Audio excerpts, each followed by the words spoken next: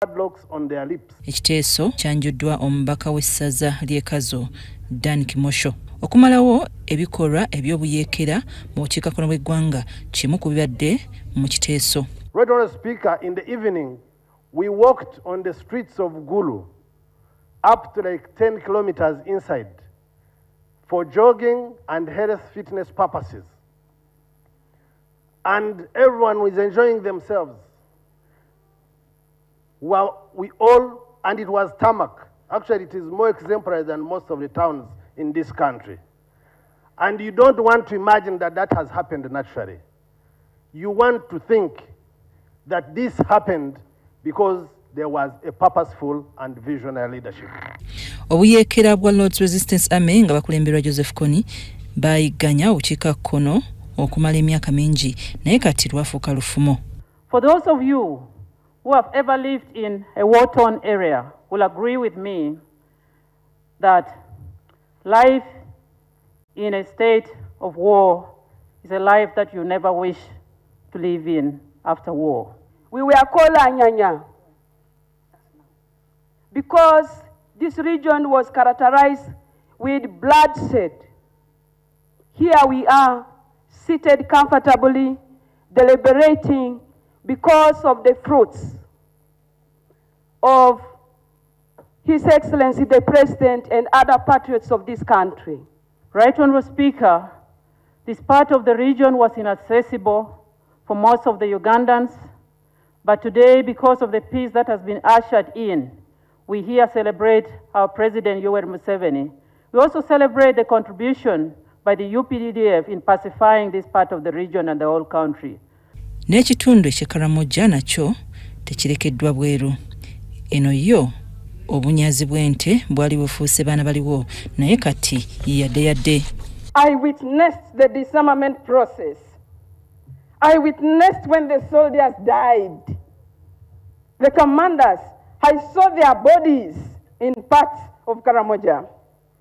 I am a witness to the level of sacrifice of the men in uniform, the UPDF. At some point I asked myself, what was the motivation? Up to today I cannot find the answers. That spirit of sacrifice, the revolutionary spirit, I do not know how the Commander-in-Chief inculcated that revolutionary spirit in the UPDF.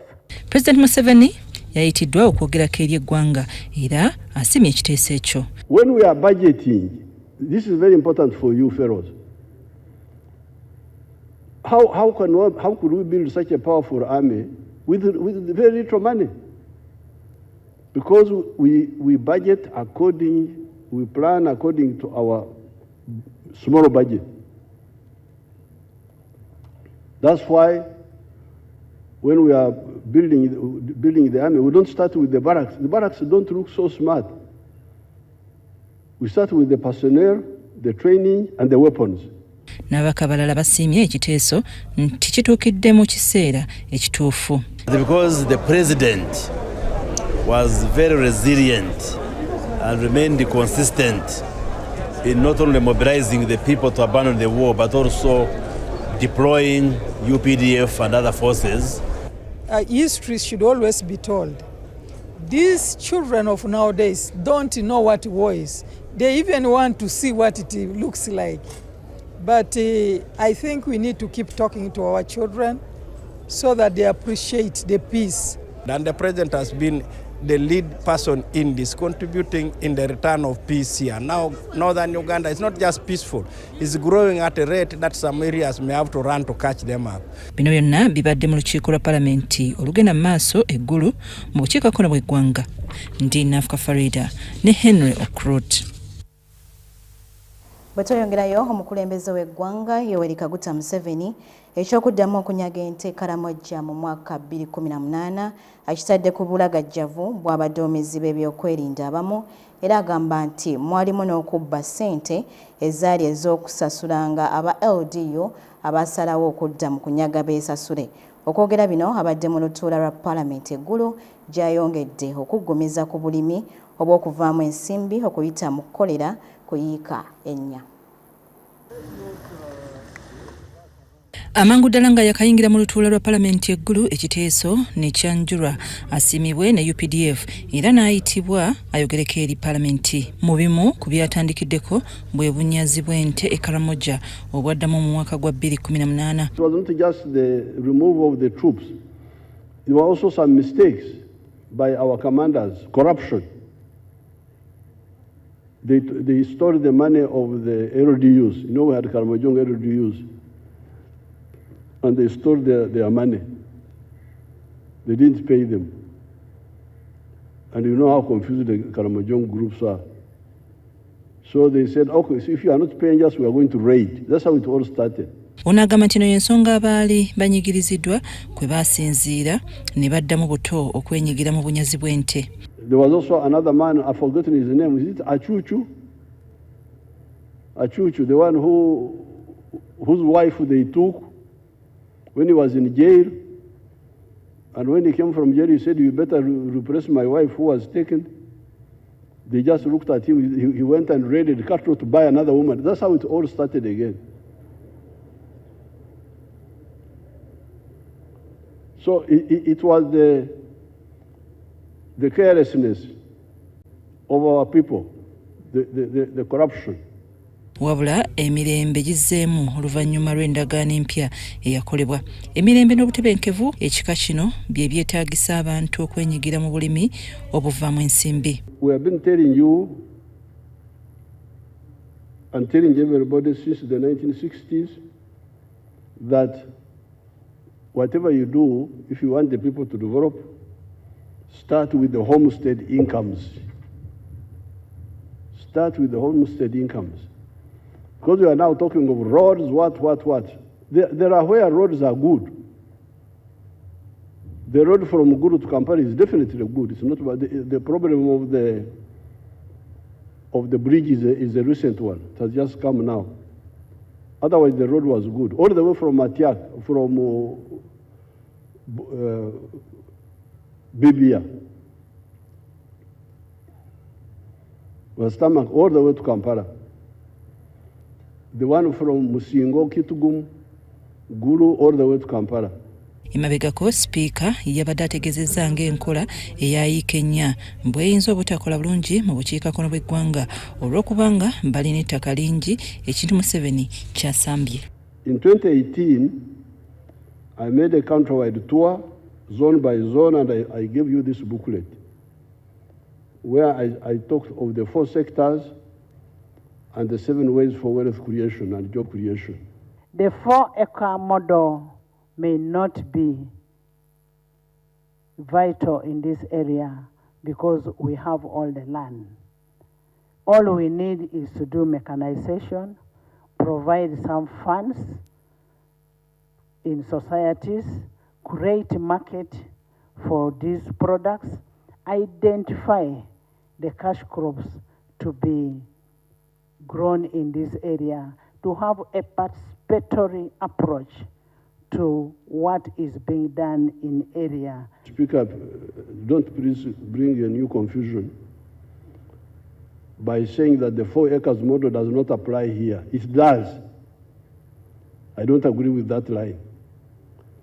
In this booklet, I made it clear that the 4 acres model was a rescue operation. Oluvannyuma Sipiika ategeezezza nga bw'ayaniriza okulungamizibwa kwa Pulezidenti. While we appreciate the solution-oriented 4-acre model for prosperity, we still reiterate we need mechanization in the region. And like what one member said, they were given tractors without horse. We need mechanization. We will continue preaching the prosperity gospel for transformation of our people. Even if you say cotton, you will get 1 million shillings gross from 1 acre. Even if you have got 12 acres, as you say, because somebody was saying that you have big land, 12 acres. 12 acres is not big land, unless you get another word for big. If you are saying Madit, is it Madit or Madwong? 12 acres is not a lot. So if you have got 10 acres, 2 acres are for food, you remain with the 10 acres. If you get 1 million from 1 acre, is 10 million enough? So I want the real chura, please, Right Honorable Speaker. Chura, not just talking. Entuula za palamenti mu kitundu kino eggulu essira balitadde ku nsonga eziruma abantu b'omu bukiikakkono. Ndi Nafuka Farida ne Henry Crot. Kalata yo Parliament etandise ku nteekateeka z'okukyusa mu nkola eziyitibwamu okulonda akulira oludda oluvuganya gavumenti mu Parliament era nga mu bbago lino eriri mu nzirukanya y'emirimu gya Parliament lijja kuggyawo enkola ebadde ekozesebwa ng'ekibiina ekisinza ababaka abangi ku ludda oluvuganya kyekironda akulira abavuganya gavumenti abamu kye bagamba nti kirina engeri gye kikosaamu obuweereza. Ekiteeso kino kireeteddwa omubaka wa Mityana South mu Parliament Richard Lumu munadipi ku bwa Namunigina. Olunaku olwokubiri olw'olutuula lwa Palamenti eggulu luguddewo na kwagala mbu okuziba omuwaatwa okuleeteddwawo okubulawo okwakulira oludda oluvuganya gavumenti mu ntuula za Palamenti. Kati Palamenti eri mu ggulu etudde wano as a special regional sitting. Naye mu Palamenti kati wetutudde akulira oluli lwa opposition gwe bayita leader of opposition tali wano. Naye ate tulina ababaka aba opposition abali wano. Omulimu gwa leader of opposition alina okubeera mu Palamenti si bweru wa Palamenti. Kati Palamenti bwe begenda mu maaso nga leader of opposition taliyo ate talina gwe appointees nti jangu mbeererewo siri olw'embeera eriyo bendala kati kiba kitegeeza nti waliwo obuzibu. Munadipi ng'era ye mubaka akiikirira aba Mityana South mu Palamenti Richard Lumu agambye nti omuwaatwa gusobola kuzibwa na kukyusa mu nnonda y'akulira oludda oluvuganya gavumenti. Tulina okugenda mu maaso tetuyinza kubeera nga budakiika tulina akasajja akatono tutambula nako nedda. So that is the Democratic Party. Ffe tetulina nnugu ffe twagala kulaba ng'ensi egenda bulungi mu ki. That is why we are for dialogue. Lumu annyonnyola nti kino kijja kuleetawo demokulasiya mu ntambuza y'emirimu. Lumu ayongerako nti embeera eriwo kati etuuma ebirowoozo by'abooludda oluvuganya bonna olwo endowooza z'abamu ne zisaanikirwa. Era anaagamba yena nti si kikulu tagenda gye balondera kubanga nabana baga nti si kikulu ate bagenda kulonda kati oyinza oga nti si kikulu. Okulonda kye kimu ku bintu ebisinga obukulu mu demokrasi. Wabula ababaka abamu beebuuza omutima ekiteeso ekyo gye guleeteddwamu. So what is going on now, I'm telling you, it is on a very bad motive. And as the opposition, we need to fight it seriously.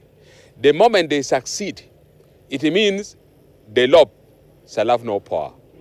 The chief opposition whip will have no power. And I'm telling you, it's going to disorganize the debate on the floor of Parliament. Because you'll be debating at the mercy of members of Parliament, which is very wrong. So our current democracy law does not allow that, and we don't support that. Tukitunulire ng'ababaka abaagaliza eggwanga lino ne Parliament okutambula obulungi. Tuleme kutunulira abantu kubanga kino kizze nga leader of opposition yagambye opposition tebajja wano eggulu. Ate ne muleeta ekiteeso ng'ekyo nga taliiwo. So kansuubire nti abakireese tebakireese mu mwoyo mubi. Naye ate ekyokubiri tulina okukitunulamu ffe abali ku ludda lwa gavumenti kubanga omulala ayinza okujja enkya naye n'aleeta mu bbago lino nti ne leader akulira gavumenti business naye bamulonde. MP Kakembo Mbotekamwa owa Entebbe Municipality yasembye ekiteeso ekyo. In good faith, it will help us, it will build us more because unity of the opposition means the strength of the opposition. Sipiika wa Parliament Anita Among asambaza ebigambibwa nti ekiteeso kirimu okwesasuza nti kubanga buli mubaka wa ddembe okwoleka ekimuli ku mutima. There is no fight. The law is not made for one person. Today I am a leader of opposition, tomorrow another person will be a leader and whatever. But I don't see any fight in this thing, and you can reject when it comes to the second reading. Ndinafka Farida ne Daniel Mugoya. Kale kakati President w'ekibiina kya National Unity Platform NUP Robert Kyagulanyi Ssentamu onatabukidde Paalamenti y'eggwanga olw'okwagala okukola ennongoosereza mu kulonda akulira oludda oluvuganya gavumenti nga Paalamenti y'emulonda obutereevu mu kifo ky'ekibiina ekisinga ababaka ba Paalamenti ku ludda oluvuganya gavumenti. Ono okwogera bino abadde ku kitebe ky'ekibiina kino Makerere Kavule bwe babadde banjula bannakibiina kya NRM abeegasse ku NUP. Bannakibiina kya National Unity Platform okuva mu bitundu ebikola eggwanga bakedde kweyiwa ku kitebe ky'ekibiina Makerere Kavule okwaniriza bannaabwe abapya ababeegasseko nga bavudde mu kibiina kya NRM. Kuliko yaliko omubaka w'Emukono South era nga yali ssentebe w'akabondo k'ababaka ba Paalamenti abava mu Buganda Johnson Muyanja Ssenyonga, eyali omubaka w'Ebukomansimbi Haji Lubyayi Kisiki n'abalala. Sebo tusaba Mukama Katonda abeere wa kisa nnyo oyambe abakulembeze b'eddiini onunule ensi eno. Bo abakulembeze mu NUP nga bakulembeddwamu Ssaabawandiisi w'ekibiina kino David Lewis Rubongoya basabye ababeegasseko okumanya nti tebaze kufuna kaadi era n'akubiriza bannayuganda okwewandiisa. Mugende ku offices za National Unity Platform mufune kaadi zammwe, bw'oba tosobodde kutuuka ku National Unity Platform office kozesa online system wewandiise. Bo bannakibiina ab'enjawulo waliwo bye boogedde ku abo ababeegasseeko olwaleero.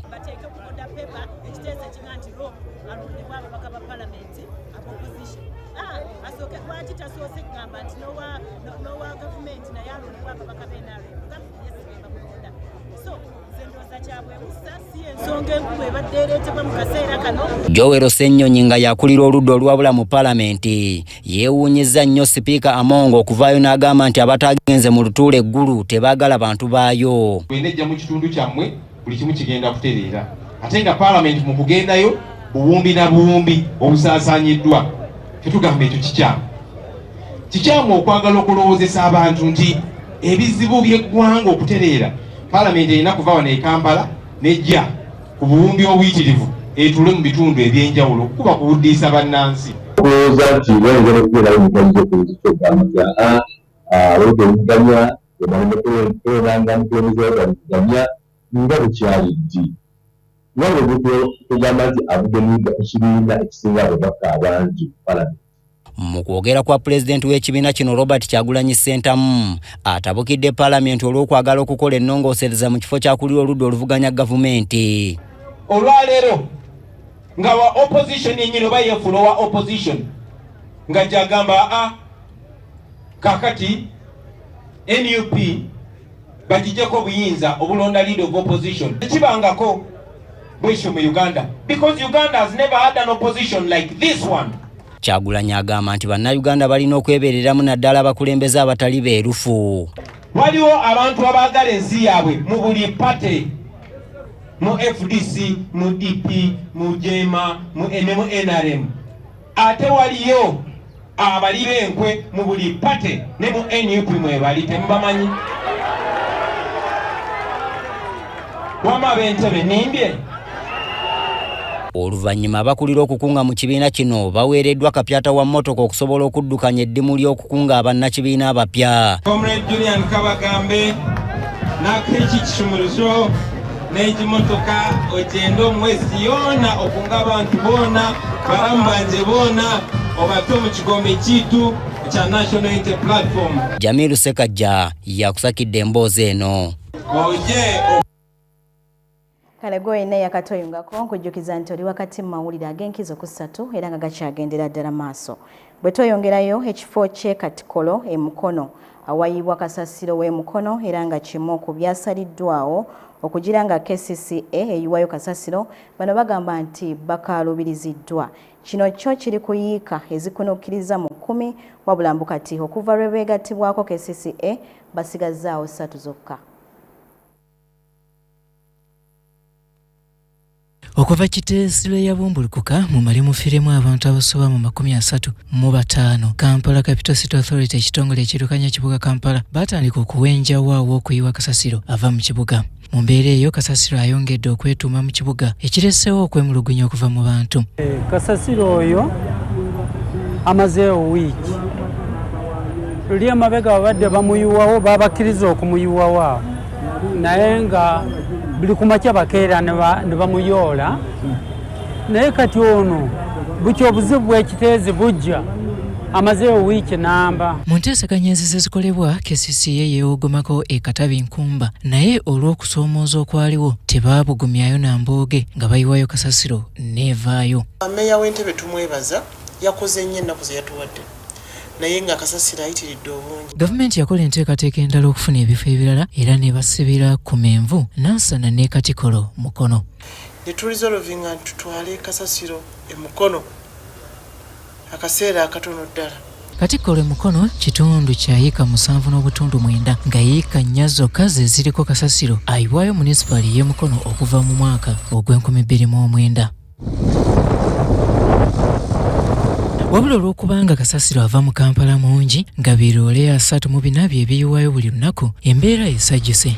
George Masengere nga yavunaanyizibwa ku bya kasasiro Mukono annyonnyodde engeri gye bateeseteeseemu okulaba nga bakkaanya. Kyokka kye tulina nti nga bwe tumanaginze crisis eno tusaba gavumenti etuwe ensimbi tusobole okugula acres ezo tutandike okuba nga tugenda mu maaso okumanaginga era tusuubira tuyinza okukola ekintu ekyo for the next 50 years or plus. Wabula enkola eyeegobererwa ereese kasasiro mu kibuga okuŋŋaanyizibwa akasoobo bw'atyo ne yeetuuma. Mukono Town Council yokka efulumya ttani za kasasiro 2,709 buli lunaku kati bw'ogattako ava mu Kampala olwo nno ne gujja bagira. Pressure is too much. We need to get secure more land. We needed this land, the 30 acres, yesterday. People are coming and they are approaching us. They say, please come and buy our piece of land because we don't want the calamity that struck in Kitezi also to come in Katikolo. Bano baagala gavumenti ekwatireko KCCA bagule ettaka eddala enkolagana bw'enaaba enaasigalawo.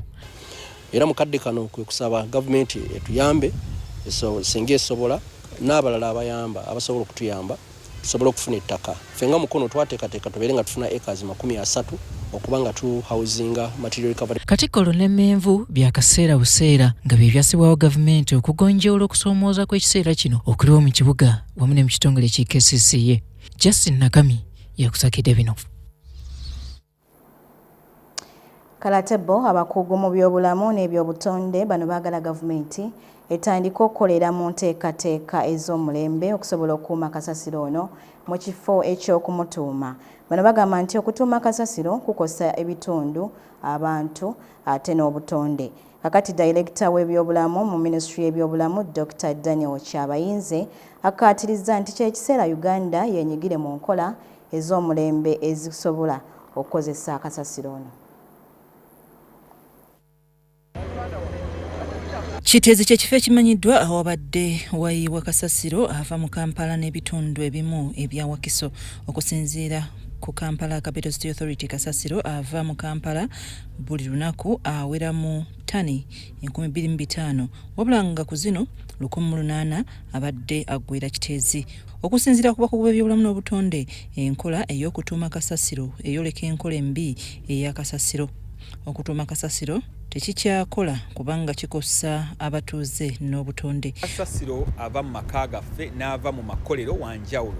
Kasasiro ono oba ebikozesebwa nga n'amazzi agava mu ge tumaze okukozesaamu gasobola okuleeta obulwadde oba okwonoona ensulo olumu bwe tusobola okusobolako okwawula ebivundu oba ebikozesebwa ebisobola okuvunda ne biddamu ne bifuuka manyiwo oba ekigimusa mu nnimiro ne tuwabyawula ne kasasiro nga obuveera n'obucupa ebitavunda ebisigalamu mu kitundu nga byonoona. So bwe baba bagenza okukola bwe banaasuulanga kasasiro tufunewo enteekateeka esosola kasasiro esobole omwawulamu. Kasasiro avunda tumukozeseemu ebigimusa tukolemu biogaasi tusobole okukolamu ebintu eby'omugaso. Atavunda tuddemu tumu recycling obucupa tubusaanuuse tukolemu ebintu ebirala nga ebikopo tukolemu benzeni tanka z'amazzi oba ebintu eby'omugaso naye si kasasiro okumusuula busuuzi kubeera awo nga tetulina kye tumugjamu. Okusinziira ku kunoonyereza okwakolebwa mu nsi yonna, kasasiro atuumiddwa avaamu omukka omukyafu ekikosa omukka abantu gwe bassa. Omusomesa era omunoonyereza ku by'obutonde ku University Makerere Paul Mukwaya naye akkaatiriza nti okutuuma kasasiro tekukyasaana. Tulina okufaayo ku mbeera yaffe. Bw'obanga okola landfill ng'eyo ey'ekiteezi, embeera y'obudde oba ogyonoona. Empeewo eno gye tussa eba eyonooneka nga bwe tugimanyi ennungi eba eyonooneka. Ate bino kasasiro ono bw'avunda oba nakavundira bw'avunda waliwo liquid evaamu bagiyita lichet, simanyi kukiza mu Luganda, naye ekyo lichet bw'ogifuula neyingira mu nsulo z'abantu eba eyonoona amazzi. Kampala Capital City Authority ekkiriza nti ddala enkola eyo ekaddiye era nga balina enteekateeka okufuna abasigansimbi abasobola okukyusa kasasiro okumukolamu eby'omugaso. Ono kasasiro tusobola omukozesa ne tumufuula emmaali ne tumugyamu ebintu eby'omugaso abantu basobola okukozesa. Kati amaaso gali mu kkubo okulaba engeri KCCA so n'ebibuga ebirala gye binaateekateekamu okulaba nga kasasiro taddamu kutuumibwa. Ndinafka Farida, Nadia Nakuti. Minisita omubeezi ow'ensonga z'abaana n'abavubuka Balamba Lugahala ono asiimye enteekateeka ewoomeddwamu omutwe UBC etuumiddwa Ghetto has got talent ekivuunulwa nti bannaghetto balina talanta. Balama atongozza enteekateeka eno abagwa mu kkowe eryo mwe bagenda okuvuganyiza okwetooloola eggwanga nga banoonya talanta. Bino byonna bibadde ku kitebe kya UBC wano mu kibuga Kampala. Like we are having the Ghetto got talent. Omukisa omulala ogutasaana kulekebwa eri abawangaalira mu ghetto guguno era ng'okusingira ddala guzze eri abo abalina ebitone. The Ghetto got talent is more than just a talent. It is something that is going to change lives of people. This was a great concept that would actually become an equalizer. Enteekateeka eno ey'okuzuula abalina ebitone etuumiddwa Ghetto has talent ekivuunulwa nti mu nzigotte eyo waliyo ebitone etunuulidde bavubuka. So when UBC say we can get talented people from the ghetto, this is the best you can do for Uganda. Omukolo gw'okwanjula empaka zino guyindidde ku kitebe kya TV y'eggwanga ki UBC era ne gutongozebwa minisita avunaanyizibwa ku nsonga z'abaana n'avubuka Balamba Lugahala. So eno campaign eno eya Ghetto has got a talent.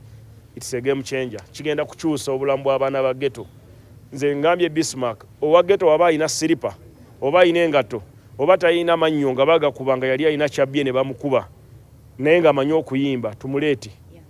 Mwe tujja okujja omuyimbi agenda okubeera ow'amaanyi kubanga kati abayimbi abasinga be tubadde tulina abambi bagenze bava mu buvubuka. Abateesiteesi b'empaka zino batubuulira ekigendererwa kyazo. Ghettos are nationwide. They are all over. We have ghettos in Kisoro, we have ghettos in Gulu, we have ghettos all over. They are nationwide.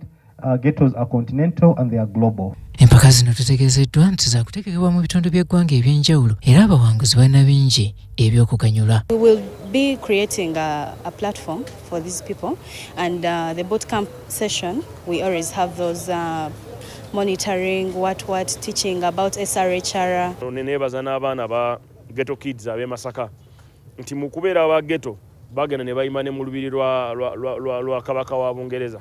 Kitalabika ne bagenda ne mu New York ne bayimba ku concert eriko abanene ab'amaanyi. So mu campaign eno gyenkola tujja kukolagana ne bana aba 256 ambassadors ba Bismarck ne group ye okulaba nti tutegeeza abaana bano nti wadde muzze okuzina mmanyi okuyimba mmanyi okutontoma naye musome n'okuluzungu n'okubala. Yo UBC yagenda okubeera ensaale mu kulaga byonna ebikwata mu kuvuganya kuno. The public broadcaster sees to it that it should be able to support it and allow everyone to express themselves in the best possible way. Uganda erina ebifo bingi ebirimu enzigotta oba ziyita zi ghetto nga bangi batuuka n'okulowooza nti abaliyo mpawe kye basobola kukola ekintu ekitali kituufu. Nze Robert Nyanga. Tuba mudipe naye muba Kale bwetoyongerayo ate ky'ekibiina ky'obwannakyewa ekya Robert Kayanja Ministries kino kisuubizza okwongera okulwanyisa enjala n'ekyeya mu mawanga ag'omukago gw'obuvanjuba bwa Afrika n'okukwasizaako abantu ab'enjawulo. Obweyamo buno bukoleddwa omusumba Robert Kayanja oluvannyuma lw'okuwangula engule y'ensi yonna okulwanyisa enjala e Karamojja ne South Sudan. Buvuddeko abaagaliza n'abasabira ku kkanisa ya Miracle Center Cathedral Church Lubaga ne Uganda yonna okutwalira awamu baajaganya oluvannyuma lwa Robert Kayanja Ministries okufuna engule y'okulwanyisa enjala mu Karamojja ne South Sudan. Era omusumba Jessica Kayanja ye yakwasibwa engule eno mu United Arab Emirates.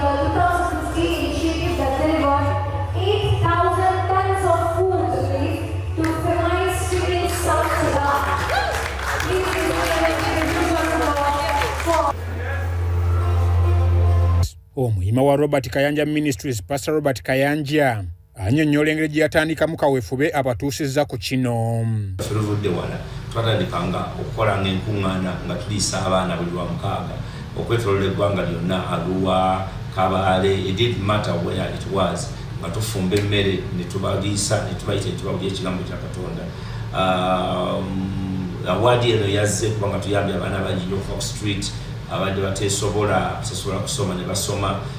Waadi eno yatuweereddwa kubanga twasobola okuyamba abantu e Sudan ne organisation AfriAid ne Genocide.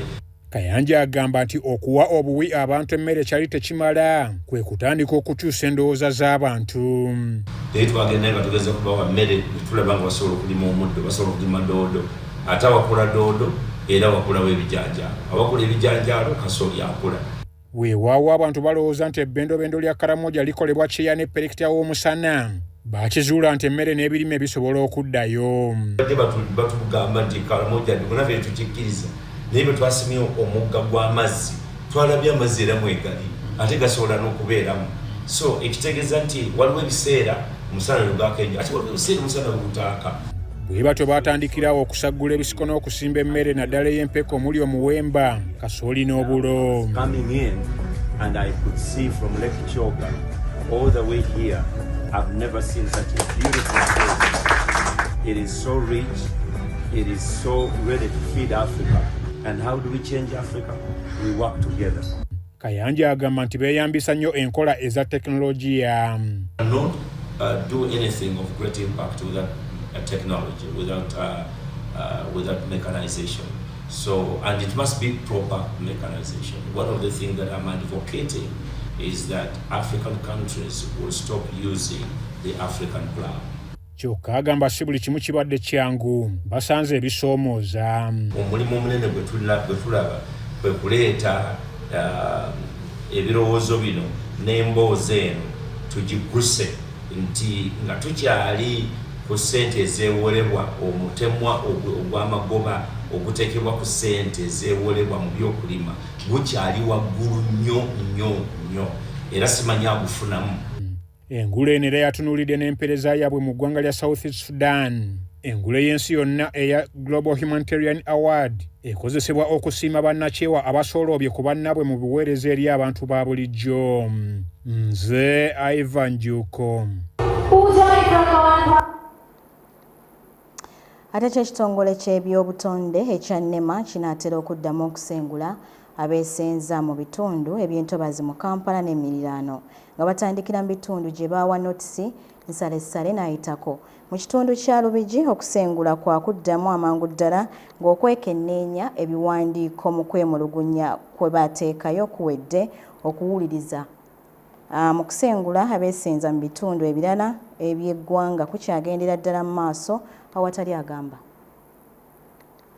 Mu mwezi ogwokutaano 2024 ekitongole ky'ebyobutonde ekya NEMA baabakana n'omulimu gw'okuzzaawo entobazi okwetooloola eggwanga.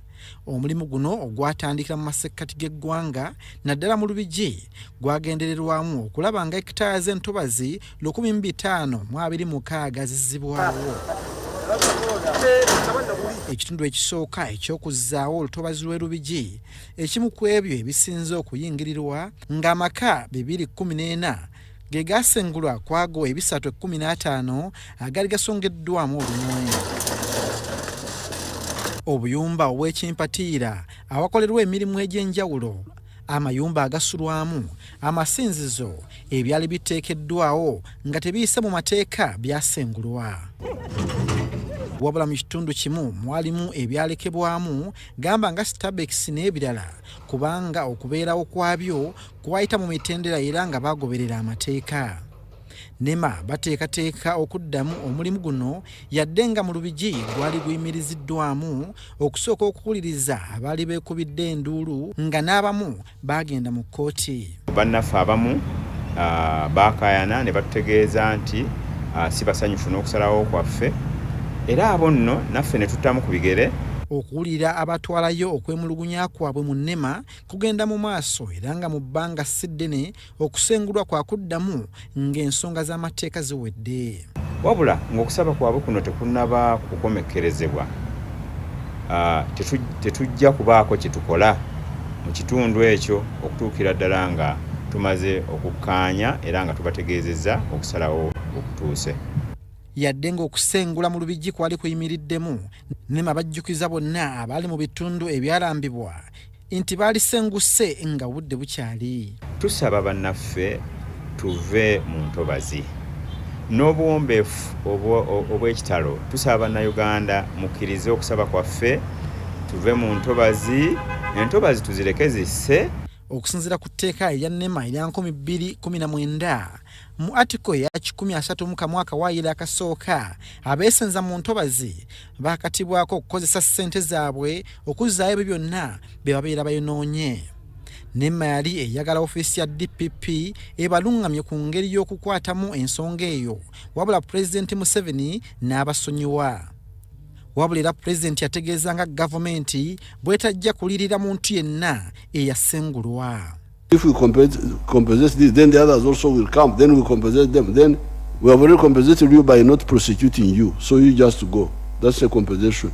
Entobazi zino ziyamba nnyo mu kusengejja amazzi agayingira ennyanja n'emigga ate n'okukkakkanya embeera y'obudde. Mawulire ga enkizokussatu. Abantu abasoba mu mitwalo 5 abawangalira mu bizinga by'e Namayingo bano boolekedde okusengulwa ku ttaka olw'enkaayana ezisusse wakati w'ebitongole bya gavumenti n'abantu ssekinnoomo. Ebizinga omusinga endooliito ku ttaka kuliko Lore, Mutumba Rural, Mutumba Town Council ne Bbanda byonna nga bisangibwa mu ggombolola ey'Ebbanda. Mu mwezi ebizinga by'e Lore bimu ku bikola eggombolola y'Ebukole mu disitulikiti y'e Namayingo. Wabula newankubadde byebunguludde mazzi, enkaayana z'ettaka bye baana baliwo. Enkalu ku ttaka naddala mu bizinga by'e Lore zaatandika myaka 5 emabega. Ekibinja ky'abagambibwa okubeera abantu okuva mu minisitule y'ebyobulambuzi bwe baavaayo ne balumiriza nga bwe balina obwannannyini ku ttaka ery'enjawulo. Kansala akiikirira abantu mu bizinga by'e Lore, Rebecca Nayiga gagamba waliwo ekkobaane wakati wa minisitule y'ebyobulambuzi ne gavumenti y'ekitundu ky'e Bugiri. Olwo ne bamala ne bafuluma ekyapa awatali kutegeeza abakulembeze b'e Namayingo.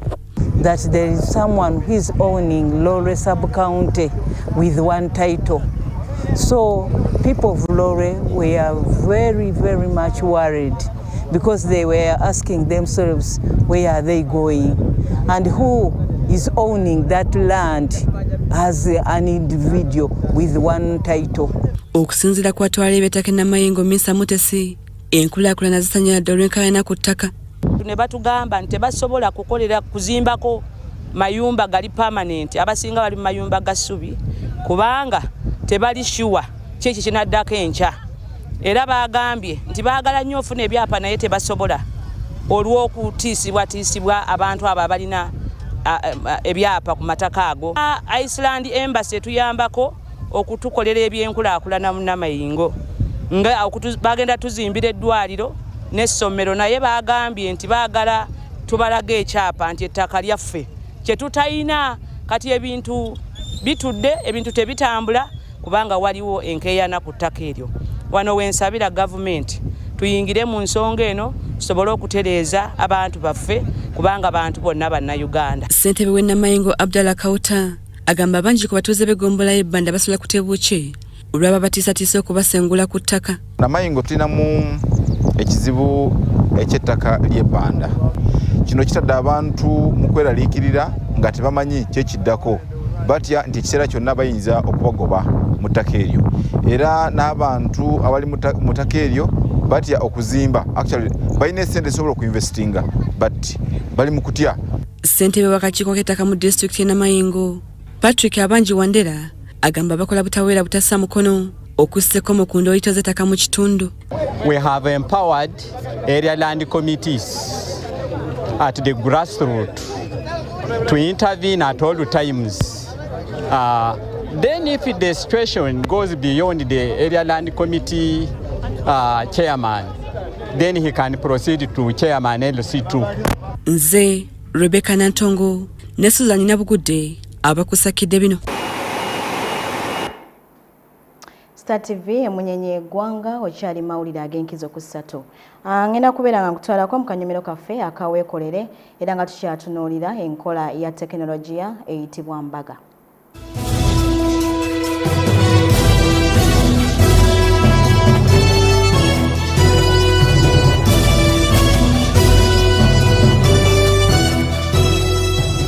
Nkwebaza nnyo okuba ng'otambudde naffe mu kanyomero kaffe kano weekolere okuva gye twatandikira paka olunaku olwaleero nga tukyali ne bannaffe abambaga app. Ng'omukugu waffe Lineti bw'atunnyonnyola omugaso gwa app eno. Kakati mu kaseera kano tuyingidde event planning. Ffe aba embaga app n'okuteekateeka omukolo gwo nakyo tukisobola. Lwakuba jjukira tuina aba testers betukola nabo tugeze aba keeki aba venue n'aba decoration ne bakuyamba okulaba nti neera omukolo gugenze bulungi.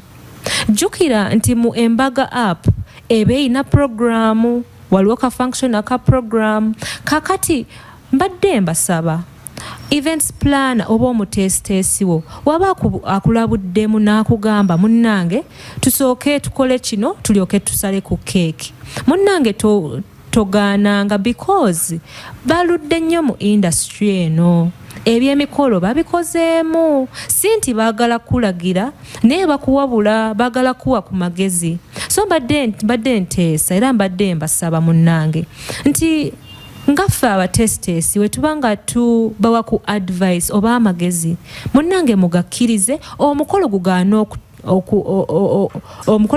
okubeera n'obuzibu oba okuteteganya gugaane okwonooneka buli omu aveewo ng'asanyuse service provider oba omutestesi ng'asanyuse nga naawe akwesezza embaga app osanyuse.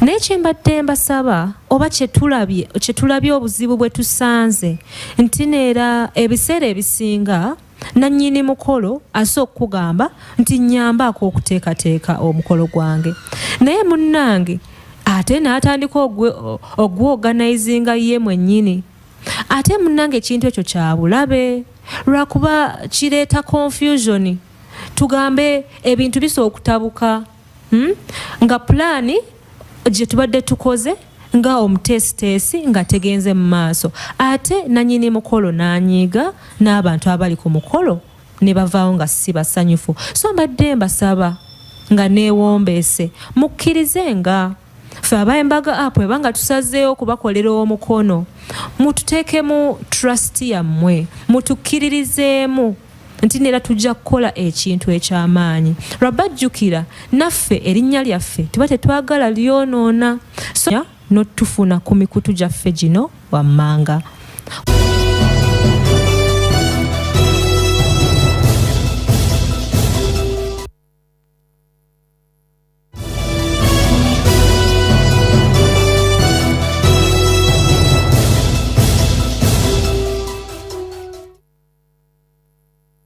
Kale katuveeko mu nkyukakyuka mbeera y'obudde n'oluvannyuma tukomewo tukusiibule.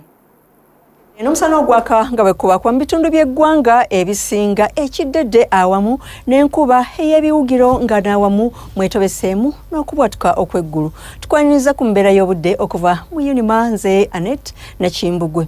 Ekifaananyi eky'ebyembeera y'obudde ku Ssemazinga Africa kiraga nti omukuubo gw'enkuba gukyatudde mu bukiikakkono obwa Ssemazinga Africa awamu n'ekyo ekitundu eky'omu bugwanjuba so ng'ate n'empewo empeweevu zikuŋŋuuta okuva ku nnyanja yattu na lubaale okudda ku lukalu nga kyekiviiriddeko embeera y'obudde ey'ekiddedde n'enkuba gye tufunye mu bitundu ebimu eby'eggwanga so ate ne mu Elgon nayo waliyo enkuba ey'ebiwugiro era ng'embeera y'obudde eyo eva ku ku lusozi olwo Elgon. Enkya kumakya amasekati tusuubira enkuba ey'ebiwugiro mu bitundu ebyebulunguludde ennyanja Nalubaale omuli ne Kampala olw'ebitundu ebisigadde tusuubira omusana okwaka nga bwe gukubaakubamu. Mu buvanjuba bw'eggwanga tusuubira enkuba ey'ebiwugiro Essoloti ate Tororo ne Jinja tusuubirayo omusana okwaka nga bwe gukubaakubamu. Mu bugwanjuba tusuubirayo yo enkuba ey'ebiwugiro ate mu bukiikakkono tusuubirayo enkuba ey'ebiwugiro okuva mu Arua Gulu okutuukira ddala Lira ate ebitundu omuli Kitigumu ne Karamojja tusuubira omusana okwaka nga bwe gukubaakubamu. Mu biseera eby'olweggulu amasekkati tusuubira enkuba ey'ebiwugiro e Nakasongola Luweero awamu ne Kampala ne temperature okutuuka ku centigrades 27 mu kibuga kyattu Kampala na 28 e Nakasongola ate yo e Masaka awamu ne Mubende tusuubirayo omusana okwaka nga bwe gukubaakubamu ne temperature okutuuka ku centigrades 28. Mu buvanjuba bw'eggwanga tusuubirayo enkuba ey'ebiwugiro e Jinja ne Tororo ne temperature okutuuka ku centigrades 28 ate okweyongerayo Essoloti tusuubira omusana okwaka nga bwe gukubaakubamu ne temperature okutuuka ku centigrades 28. Mu bugwanjuba bw'eggwanga tusuubirayo enkuba okutonnyanga n'awamu mwetobeseemu n'okubwatuka okw'eggulu nga e Masindi ne temperature okutuuka ku centigrades 28. Kasese tusuubira temperature okutuuka ku centigrades 3 ate y'Embarara tusuubira temperature okutuuka ku centigrades 28. Kabaale yo tusuubira temperature okutuuka ku centigrades 24. Mu bukiikakkono tusuubirayo enkuba okutonnyanga n'awamu mwetobeseemu okubwatuka okw'eggulu mu bitundu omuli Arua Gulu ne Lira ate ne temperature okutuuka ku centigrades 27 mu Arua 28 eggulu ne Lira ate yo ekitigumu ne Karamojja tusuubira omusana okwaka nga bwe gukubaakubamu ne temperature okutuuka ku centigrades 29. Embeera y'obudde ey'ebunayira omuli London obudde busuubirwa okubeera obw'omusana ogwaka nga bwe gukubaakubamu ne temperature okutuuka ku centigrades 23 ate Cairo obudde busuubirwa okubeera obw'omukalwe ne temperature okutuuka ku centigrades 41. Mu Dubai omusana gusuubirwa okwaka nga bwe gukubaakubamu ne temperature okutuuka ku centigrades 41 ate yo e Nairobi nayo omusana gusuubirwa okwaka nga bwe gukubaakubamu ne temperature okutuuka ku centigrades 23. Webale kubeera naffe ku mbeera y'obudde tulindire nate enkya obudde bwe bumu weeraba.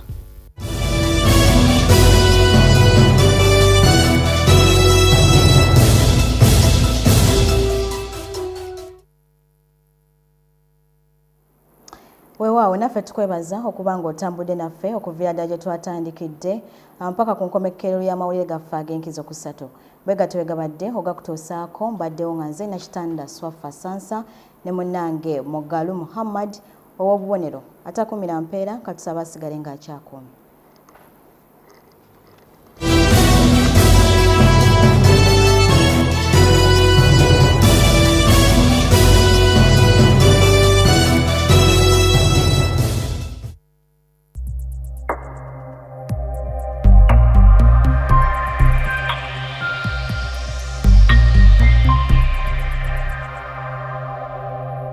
Nyati Motion Pictures brings you Tuko Pamoja Ankole segment. Learn about the fabrication of Ankole Kingdom from Nkore at the detriment of Mpororo states. What is the glue that holds together peoples of the beautiful village of milk and honey? Ankole as a kingdom came about in 1901. Ankole is a colonial fabrication. And all these socks, small